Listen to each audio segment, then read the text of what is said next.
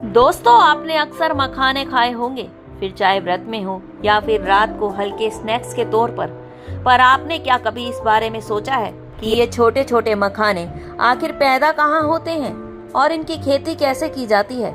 चलिए आपको ले चलते हैं बिहार के उन तालाबों में और खेतों में जहाँ मखाने की कहानी शुरू होती है। तो सबसे पहले मखाने की खेती के लिए जो जरूरी है वो है गहरा और पानी से भरा हुआ तालाब या खेत।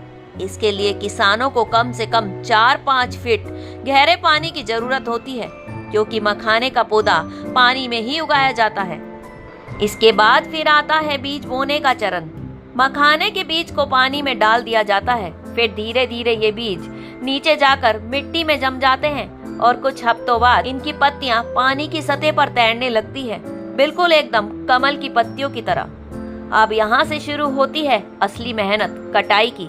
जब फल तैयार हो जाते हैं तो किसान पानी में उतरकर इन्हें तोड़ते हैं। जरा सोचिए, 8 से 10 घंटे तक पानी में झुके रहकर काम करना कितना मुश्किल हो जाता होगा। यही वजह है कि मखाने को मेहनत की फसल भी कहा जाता है। अब तोड़े गए मखानों को सुखाया जाता है। फिर आता है सबसे इंटरेस्टिंग हिस्सा, भुनाई और पॉपिंग का।